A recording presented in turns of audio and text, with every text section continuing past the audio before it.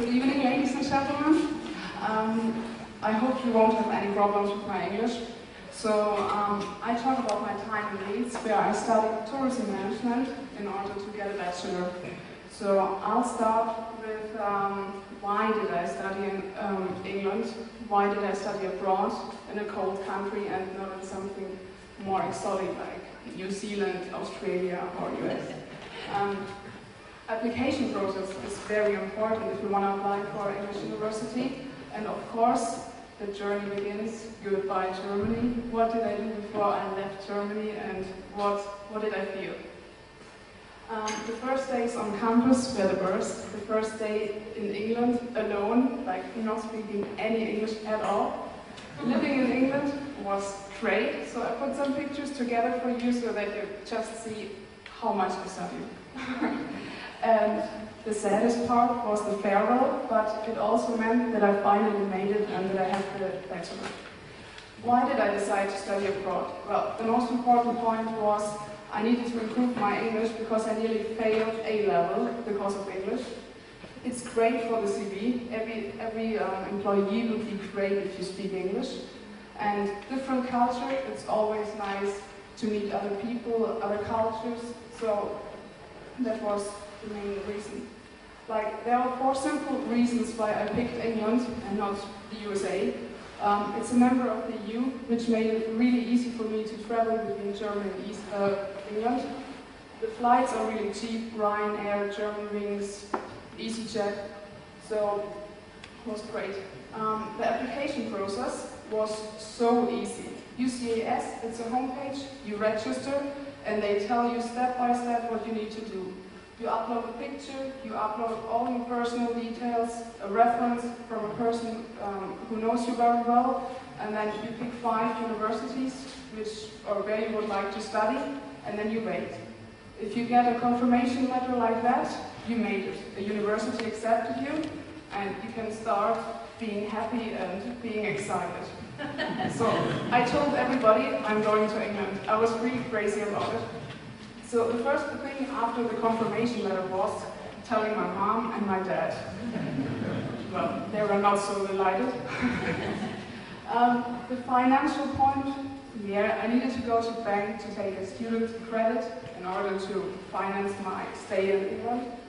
Quitting my job, that was tough as well because I just started the job, so my boss was a little bit angry, but I didn't care. Arrival in Leeds. That's what I basically felt when I arrived in Leeds.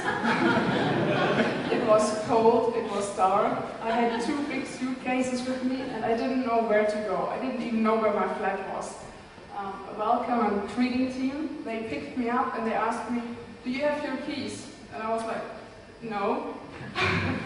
So we finally made it and we arrived in my flat. It was hot. I couldn't open a window and it smelled like cat pee. So I called my mom. "Hi Mom, I'm tired. Talk to you later."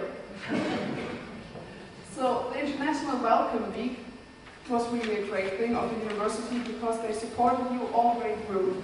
They helped you to enroll in the university.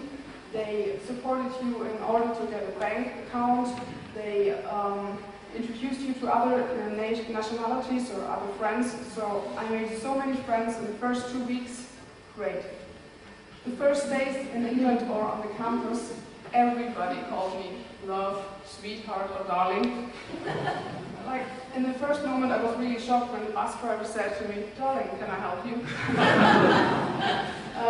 My tutor, I wanted to say, "Mr. Moss, could I answer something?" And he was like, "You don't say Mr. in England. You call me with my first name. You're so German."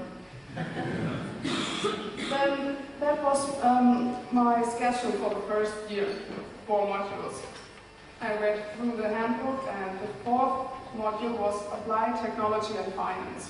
I stood there and I was like, "My God. I left Germany, I quit my job, I don't speak English, and now I need to do an exam in Applied Technology and Finance. What am I doing here?" So I had 5 hours of lectures, 5 hours of workshop, great, but I studied 30 hours every week at home for the first 2 weeks. I got a job in Queen's Hotel, where I worked as a waitress, which was very funny because people thought I worked there for ages. So they said to me, "You Polish-looking girl, get your Mandarin and serve dinner with Osama, Lee, and Kathleen." I stood there like, "What's a Mandarin? And who is Osama?" That's living in England. The picture in the middle is a fake. It was a fancy press party, so don't worry. The picture in the right bottom is quite funny because this guy, he was from Malaysia, he always touched my nose and he said, "Oh my God, your nose is so cool." And I was like, "Why is my nose cool?" And he said, "It's so big and sharp." I was like, I take that as a compliment. But we also traveled and made expeditions to York, Whitby, London, Scarborough. So it was really great fun to live in England. But of course, it was really tough studying there. Left corner, I'm on the stage getting my degree, bachelor. It looks really great, but it was really boring. You sat in the room for 2 hours, then you got on the stage, shook hands, and that was it. So that's my degree. It's in a folder, so I never look at it, but I have it. So it's a great feeling, and I feel much more confident in English now, and it was the best time in my life. So if you want to study in England, or if your kids want to study there, I can recommend it, so just do it. So that was pretty much it, so thanks for listening.